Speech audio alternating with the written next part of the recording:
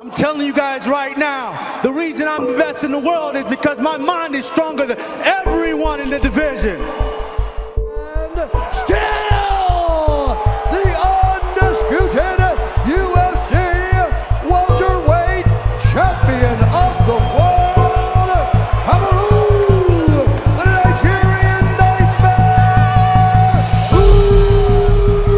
Like I said, my mind is better than all these guys in the division right now, to where, you know, those guys dictate how this is going to go. If they've done the homework the appropriate way and they come prepared, then, you know, they might be able to pull out a different fight out of it. Like you saw in the Covington fight, he came prepared and he pulled out that type of fight. But if you don't come prepared, it's going to be a one-sided, like every last one of my fights. It's going to be a one-sided beating. So. But guys, I'm the best in the world. I'm going to keep improving, and I'm going to give you guys a show each and every time, just like that. There's been other guys before that they were, oh, this is tough stylistic matchup. These guys are tough. These guys are this. These guys are that. You know, but I think what sets me apart from everybody else is how I'm able to use my mind and my fight IQ in fights. And that's what I think sets me apart. But you know, I come from humble beginnings, all the way from Auchi, Nigeria. I never dreamed that I would have a platform like this to be on this stage one day. And when this little girl came along, she lit a fire under me, Joe. She lit a fire under my ass, and I got going. And here I am, baby. Here I am. Daddy did it.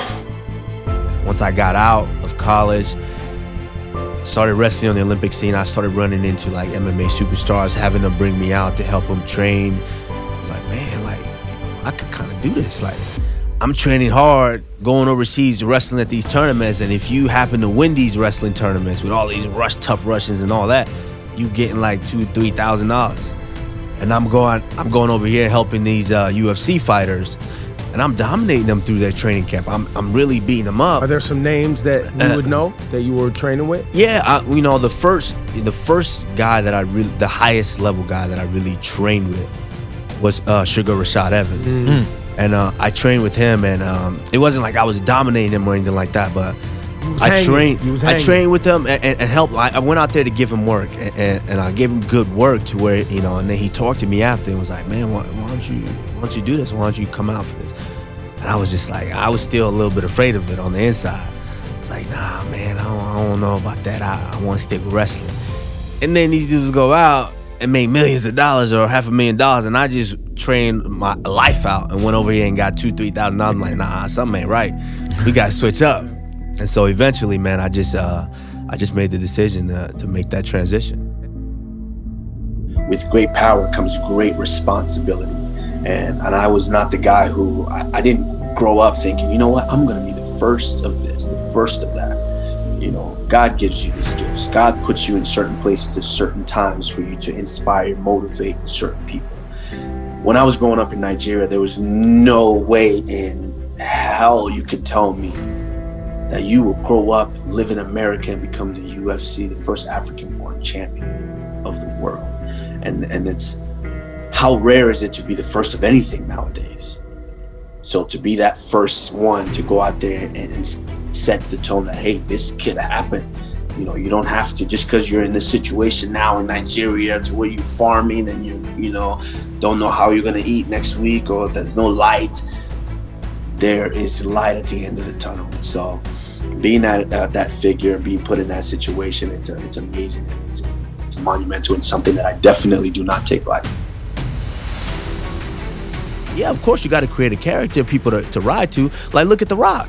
The Rock he was like 2-3 different guys before he became The Rock. Mm-hmm. You know, like, you have to find that niche. But that's what's taking over now, to where people aren't necessarily really tuned in or moved by wanting to know the real you, your real story. And that's what I aim to do. Like, in mixed martial, when I got into this was about me competing at the highest level, me being true to myself. Like, I got a daughter at home. At some point, my daughter is gonna, you know, grow up to see all these things that daddy has done. And if it was a fabricated guy that I put out there, my dad ain't like that. That's fake. You know, I want it to be when my daughter grows up and like, oh, that's the daddy that I seen at home every day. That's the guy that I grew up with. That's the guy that raised me. And that's the guy that was the champion, that dominated. Listen, this is what we work in our room. We got all kinds of bodies in our room. We got world champions, former world champions. There's so much knowledge in our room. And with these coaches back here, you got Greg Jones, one of the best wrestlers ever in college. You got Henry Hooft, that's a striking technician. You got Cami Barzini. You got my jiu-jitsu coach, George Santiago, was MMA champ all over the world. Man, we got everything. I knew I could do it. There's really no game plan. We come in here and we work. We do what we do. Like Henry says, we keep it simple, stupid. You know, all throughout my career, on my journey to where I am now. So, you know, I make this statement to where I say I've been classically trained.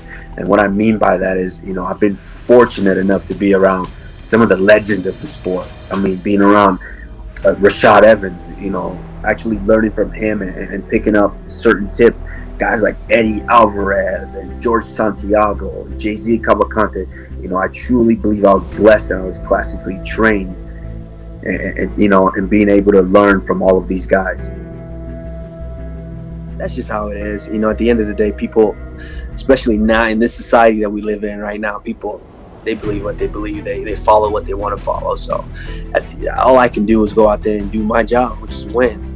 And at the end of the day, people will see it for what it is and people will take it for what it is.